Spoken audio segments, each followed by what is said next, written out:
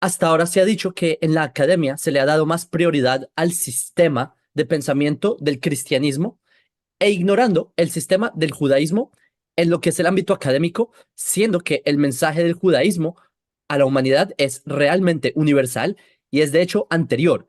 ¿Por qué ocurre esto?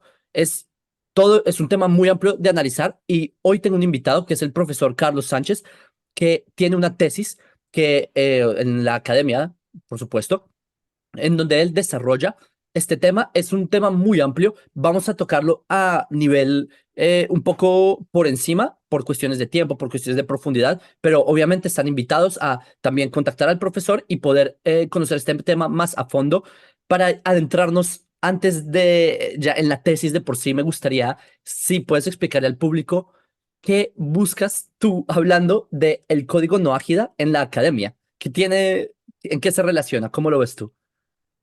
Gracias, Jaco. De verdad estoy complacido de poder estar aquí en tu canal, tan seguido en toda Latinoamérica. Bueno, aquí en mi casa, especialmente mi esposa, mis hijas también miran mucho tu canal. Y te felicito por ello y te doy gracias por la invitación. Em, sí, bueno, esta tesis es una tesis de maestría en filosofía social y política, de manera que responde, en primer lugar, responde a mi intención de cumplir la mitzvah de Dinin, ¿no? De establecer cortes de justicia. Y parte de esto es difundir el mensaje universal de las 7 leyes de Benay Noach. En mi caso, pues yo me desenvuelvo en el ámbito académico desde hace mucho. También tengo una licenciatura en filosofía, he sido profesor, he editado libros de filosofía.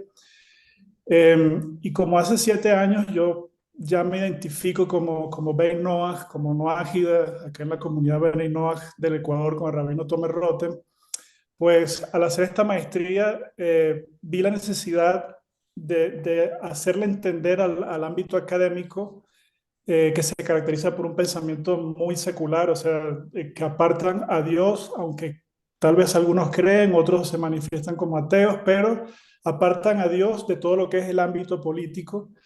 Y por supuesto tiene las consecuencias que todos conocemos en el ámbito moral, sobre todo a través de leyes que van en contra de lo que Dios quiere o quiso inicialmente para la humanidad y lo que sigue queriendo para la humanidad, por supuesto.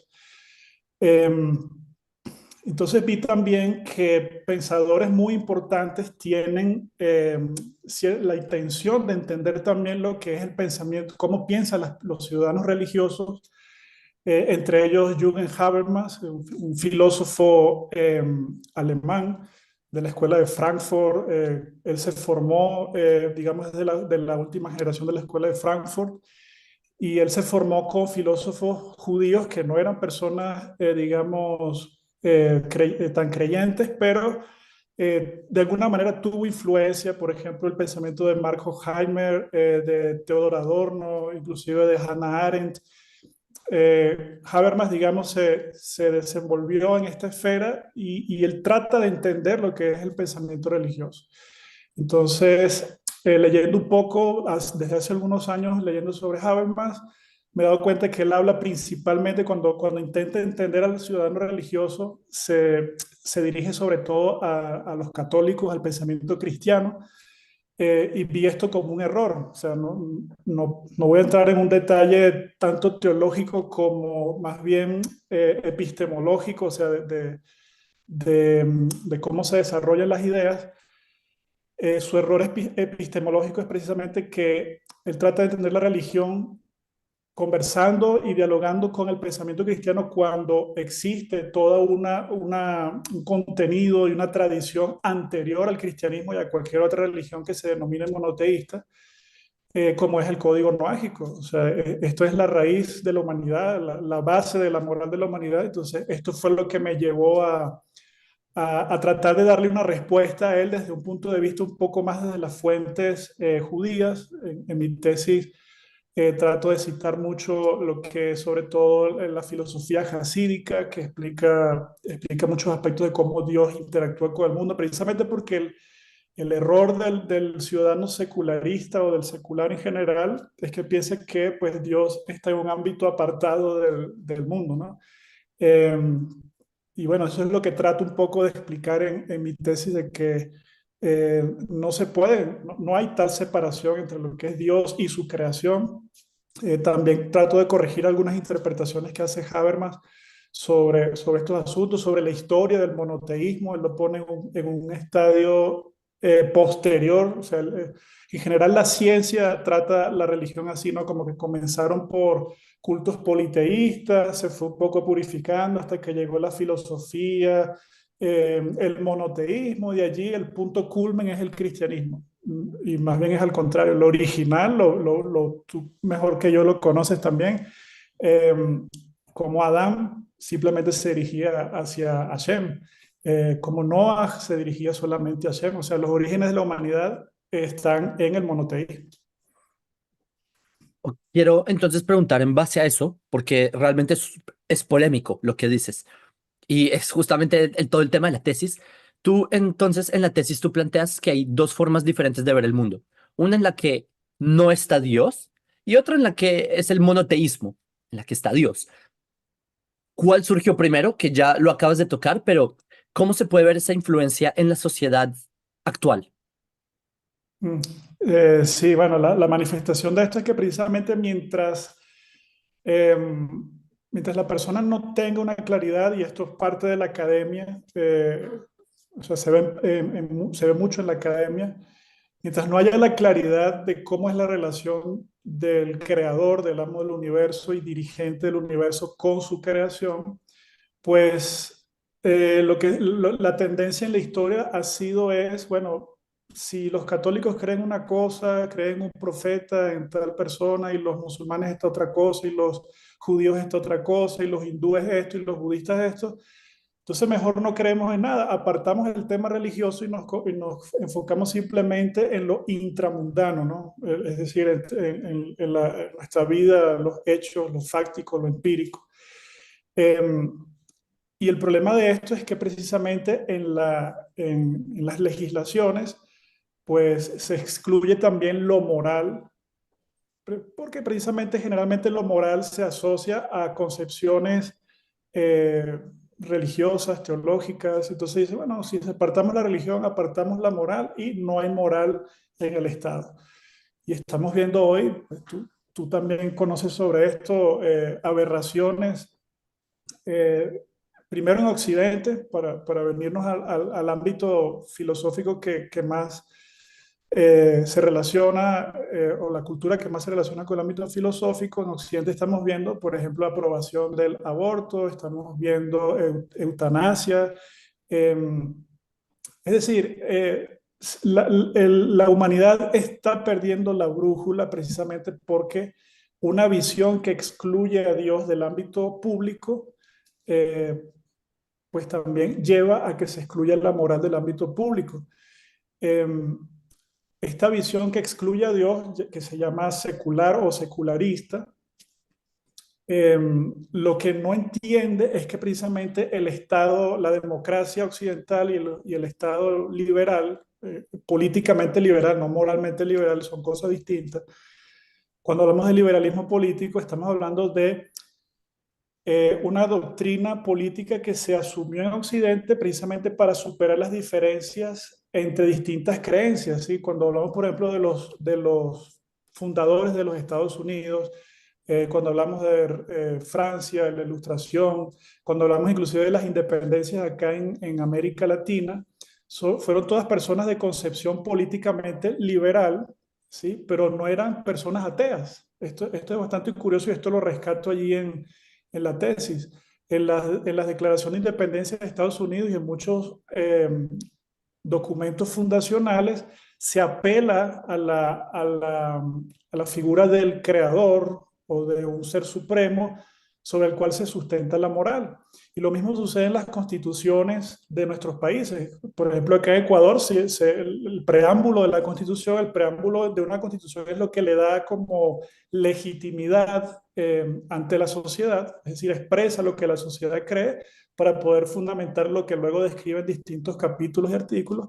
Ese preámbulo invoca al Ser Supremo, a Dios, y así está en la mayoría de las constituciones. Es decir, eh, mi tesis puede parecer un poco polémica y chocante en el ámbito académico porque es bastante secularista y generalmente cualquier discusión o tema sobre Dios y la moral se excluye, pero precisamente lo que estoy llamando a ellos la atención es que, hey, ustedes están influyendo sobre toda la humanidad, o sea, o específicamente en el entorno que es más cercano a ustedes, y están excluyendo una parte que es fundamental en nuestra sociedad. Es decir, y esto lo describe el rabino Shimon Cohen, que fue mi tutor de tesis, un filósofo muy prominente también en Australia.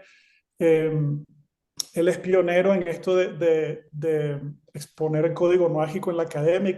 En la academia lo ha hecho en el mundo de habla inglesa. Yo estoy tratando de hacerlo en el mundo de habla hispana. Él en su más reciente libro habla sobre la popularidad del espíritu o de la conciencia espiritual. ¿Sí? Esto es algo que está impregnado en el ser humano y él lo basa precisamente en que el ser humano fue creado con la plantilla de las 7 leyes de Benigno. Esto es lo que constituye el ser humano.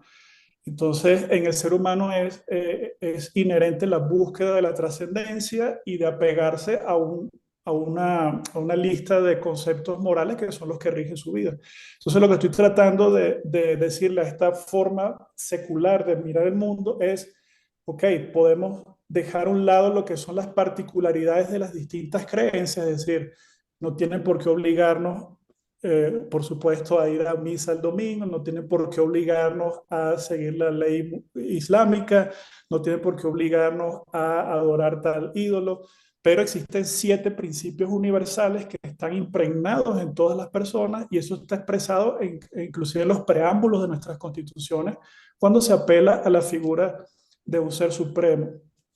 Entonces, estas son las dos formas de ver al mundo que, digamos, hago que entren en diálogo en mi tesis y que trato de explicarle a esa visión secular realmente qué es lo que creemos, ¿no? Porque existe una visión distorsionada de lo que cree el ser humano precisamente, mejor, de lo que creen las personas religiosas porque se ha tomado una distorsión, una doctrina que no es realmente la original de la humanidad como la explicación de lo que es la religión. Sí, de hecho, lo que dices me recuerda bastante a lo que plantea Hermann Cohen también sobre las leyes noajidas como esencia de la humanidad y misma. De hecho, incluso hay un midrash que dice que las leyes universales se le entregaron primero a Adán. Y pienso que ese midrash es justamente ese punto, que Adán significa como ese previo a la humanidad, como previo a Noé, como que ya está en la esencia humana. Esto y me parece que eso es algo que procuras explicarle a la academia, que el código no ágida ya es un sistema moral que ya está inherente en la humanidad. Obviamente, esto podría causar un poco de polémica y me gustaría escuchar tú cómo responderías a esto, que si yo empiezo a hablar en estos términos, habrían personas que dicen, no, es cuando tú me hablas de código no ágida, son las personas que reconocen la Biblia como texto sagrado, pero alguien que no reconoce a la Biblia, ¿qué autoridad tiene estas palabras de código no ágida? ¿Sí? Noé como personaje bíblico, alguien que no reconoce a la Biblia como texto sagrado, ¿qué le interesa? Eso por un punto. Y también, como la otra idea, también alguien que fuera secular diría que los religiosos opinan de una forma que no es racional, que simplemente no, articulan de acuerdo a un montón de, ¿sabes? Temas que no necesariamente son racionales. ¿Tú cómo podrías explicar estos dos aspectos? Sí, gracias. Muy buena la pregunta, Jacob. Bueno, precisamente esto lo toco en los capítulos 4 y 5 de nuestra tesis. Aquí hay que distinguir dos cosas, ¿no?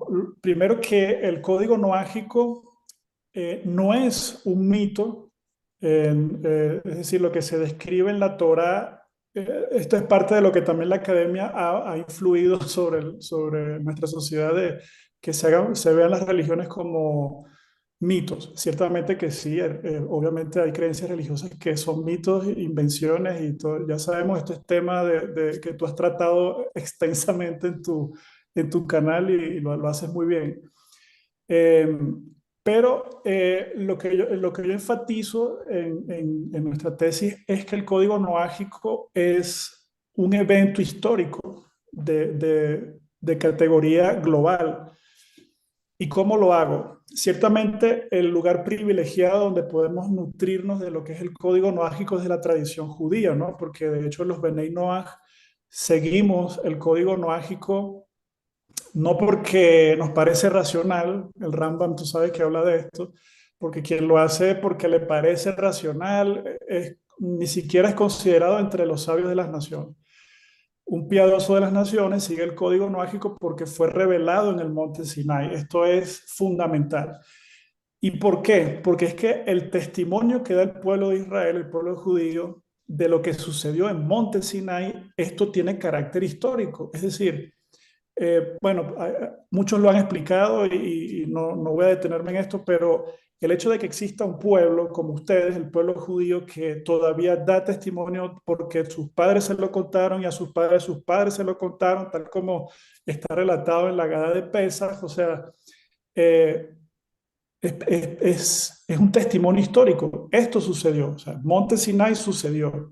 ¿Y qué fue revelado allí? No solamente la Torá para el pueblo judío, sino que también fue reiterada la validez del código noágico para toda la humanidad. Como bien acabas de decir, ya en los principios de la humanidad Dios había dado al ser humano 6 leyes y una séptima que fue agregada tras el diluvio. Y el diluvio es aquí eh, la clave para entender esto de forma histórica, que es lo que intento también en nuestra tesis, ¿no?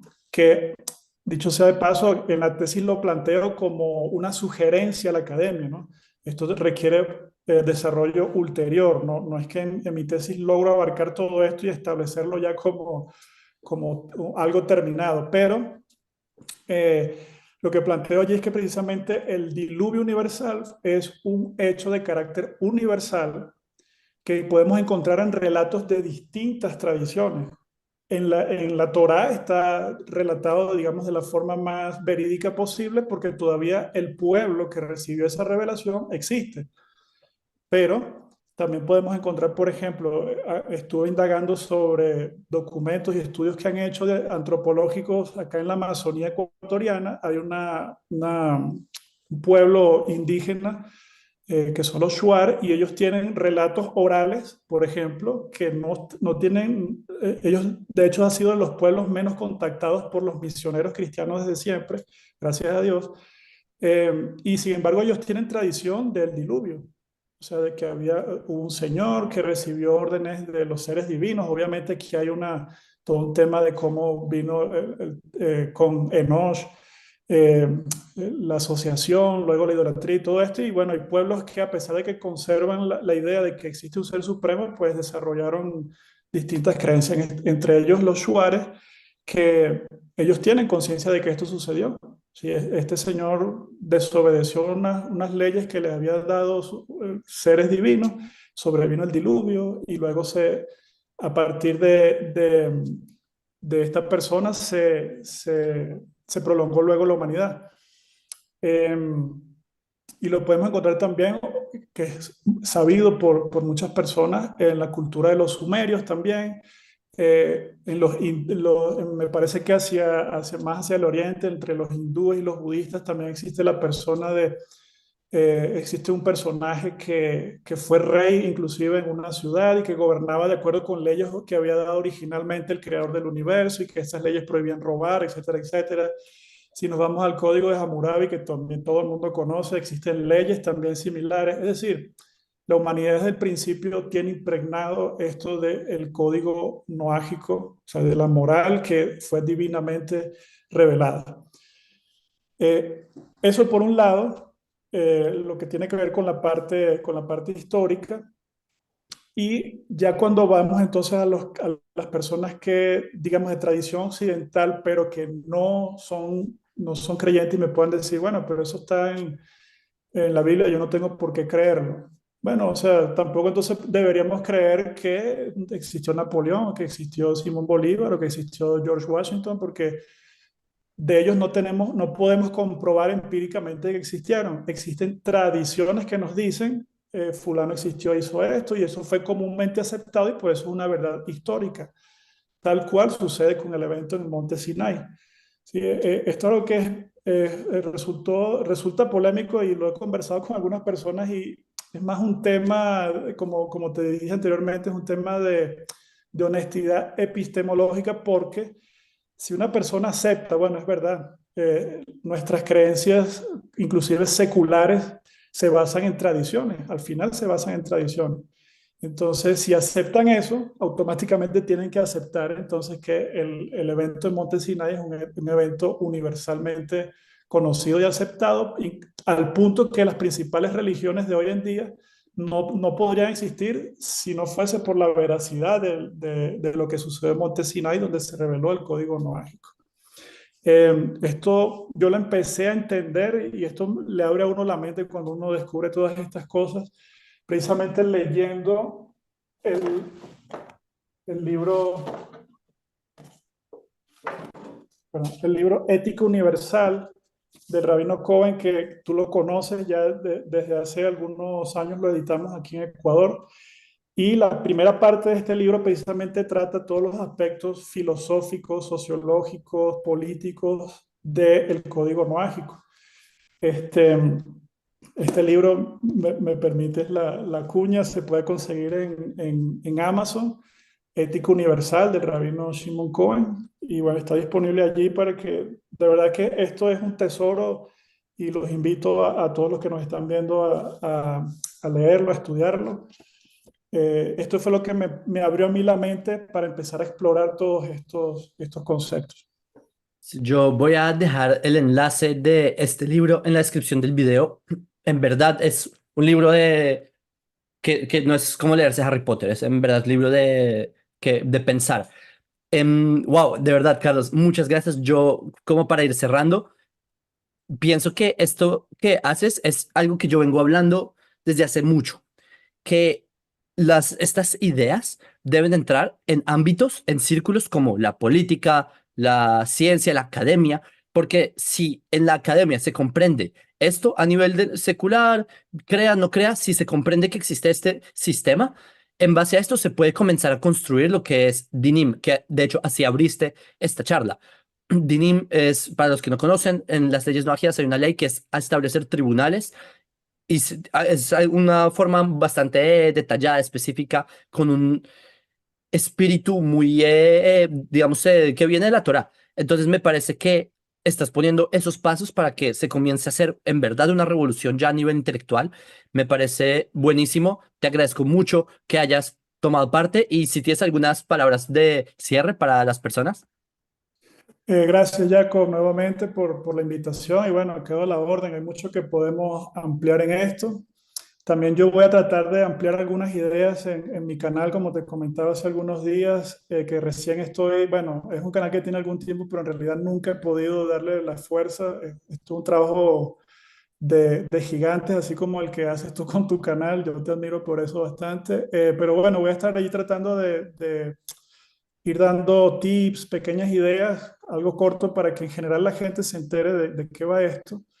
El canal se llama Filosofía de Noé. También aprovecho para hacerlo del conocimiento de las personas, y bueno, los que quieran seguirnos allí, aportar, comentar. Eh, y bueno, un último comentario es que la gente en general tiene o aborda estos temas muy desde el punto de vista afectivo, ¿no? Tú bien lo sabes que las personas se acercan a tu canal y te hacen comentarios, y las personas en el fondo saben que lo que estamos hablando de las 7 leyes de Benay Noah, esto es la verdad, esto es lo que está en la base en la constitución de cada ser humano y de cada sociedad. Yo invito a las personas que pierdan ese miedo y que se conecten con esa parte de honestidad intelectual que hay en todo ser humano, para conectarse con este mensaje universal de las 7 leyes de Benay Noah. Y sobre todo los que están en el ámbito de influir en la parte de educación, de la academia, en los abogados, los políticos, los periodistas, es importante que también empiecen a hacer notar esto en sus entornos.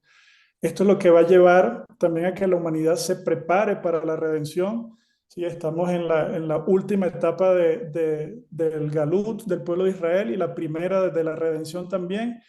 Y en la medida que los seres humanos, los Benei Noach, tenemos nuestra parte también que hacer en esto. O sea, a diferencia de otras religiones, el judaísmo tiene un mensaje muy potente para todo, para cada ser humano, de la función que tiene de hacer de este mundo una morada para que resida la divinidad, y esto solamente se puede lograr a través del cumplimiento de las 7 leyes de Benay Noach y del establecimiento de sociedades justas que se rijan por estas 7 leyes, tal como dijo el Rebbe en Parashat Shoftim, un comentario para Parashat Shoftim, donde ahora es la época de los jueces y los consejeros, ¿sí? La gente no debe tener miedo, esto no va a ser impuesto por la espada como nos impusieron tantas religiones hasta ahora, sino que cada persona conectándose con su parte espiritual, su interioridad, con la trascendencia, va a saber que esto es lo correcto y la sociedad se va a ir configurando de acuerdo con la plantilla de las 7 leyes de Benay Noah.